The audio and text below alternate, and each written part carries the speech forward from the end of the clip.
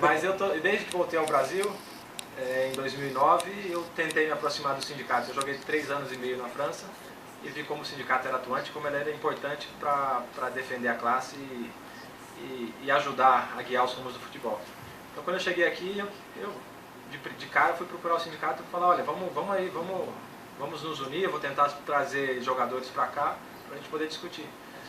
Fui bem recebido, conversamos, sentei à mesa, mas nada aconteceu. De lá para cá, mais algumas tentativas e nada aconteceu. Eles defenderam a gente em alguns momentos, eles têm conquistas, tá, nos últimos anos. Agora, eles não têm o principal, eles não conseguem reunir atletas, eles não representam, ou eles não sabem qual é a vontade do atleta atual. E essa é a maior diferença. Se você não sabe qual é a vontade da pessoa que você representa, como é que você consegue representá-la? Nós aguardamos até o último momento, antes de anunciar o bom senso, a decisão do sindicato e da CBF para com as férias. E no dia 19 de setembro, quando o sindicato, por nota oficial, o sindicato, a FENAPAF, aí depende do termo, a FENAPAF é a Federação dos Sindicatos, anunciou que abria mão das negociações com a CBF por não ter chegado no consenso e que torcia para que os clubes e os atletas chegassem num acordo, a gente percebeu que a gente precisava tomar a rédea da situação e tocar nós mesmos. De lá para cá a gente não citou o sindicato e a FENAPAF em nenhum momento. A gente acredita que o nosso movimento seja legítimo e a gente tem condições de negociar ou de discutir diretamente com as entidades. No último comunicado a gente, devido a alguns problemas que existiram, a gente noticiou que a gente fazia questão de tratar diretamente, sem intermediários, essas questões, por achar que era de fundamental importância que a gente tivesse à mesa.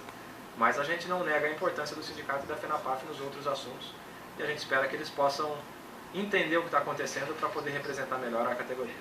Paulo, como você é uma pessoa normal, a bateria do seu telefone pifou. Então, todo mundo, né? Quem é que fica sem bateria?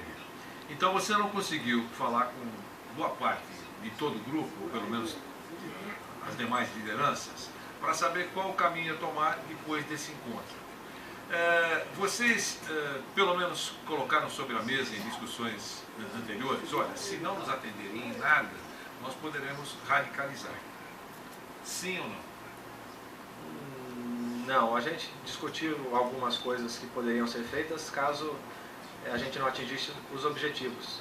A gente segue a linha do bom senso, e até por isso a gente escolheu esse nome para o movimento, porque a gente procura o diálogo, procura da melhor forma, entendendo todos os lados, porque não são só os atletas, mas os clubes, as federações, a confederação e tantos outros agentes importantes nesse mecanismo, encontrar uma solução que seja benéfica a todos. Agora, a preocupação com o futebol brasileiro ela é óbvia, e a gente teme por quem zela pelo futebol, ou quem deveria zelar. É essa a nossa preocupação. Quem é que está cuidando do futebol brasileiro? São só acordos políticos, ou a gente está falando de técnica, de tática, de capacitação de treinadores, de formação de atletas, de autossuficiência para os clubes pequenos? Onde é que a gente está? Qual é o caminho a seguir? Para onde a gente quer ir? São esses os pontos que a gente levantou no dossiê que a gente publicou e nas reuniões que a gente fez, para saber. E aí modelos tem milhares, aí se discute o modelo. Mas se não for apresentado um modelo, é esse caminho que nós vamos seguir por causa disso, disso e disso, aí realmente a preocupação aumenta. A sua sensação qual foi até agora? Você teve alguns encontros com esses dirigentes que teoricamente podem mudar alguma coisa. A sua sensação qual foi? Estamos em boas mãos ou não?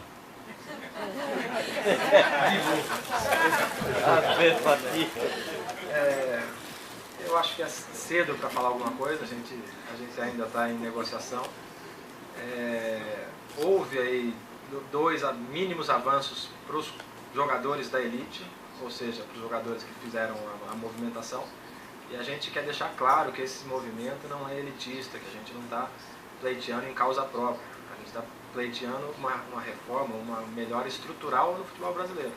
Então, quando as pessoas amanhã de manhã forem ler o jornal, forem ler os sites, e verem que houve ganho de férias e pré-temporada, não pensem que a gente vai parar por aqui ou que a gente não vai reclamar, continuar reclamando por melhores condições para todos. É isso que a gente quer deixar claro. E se eu puder responder a tua pergunta, eu diria que é a hora dos comerciais. Comerciais, por favor.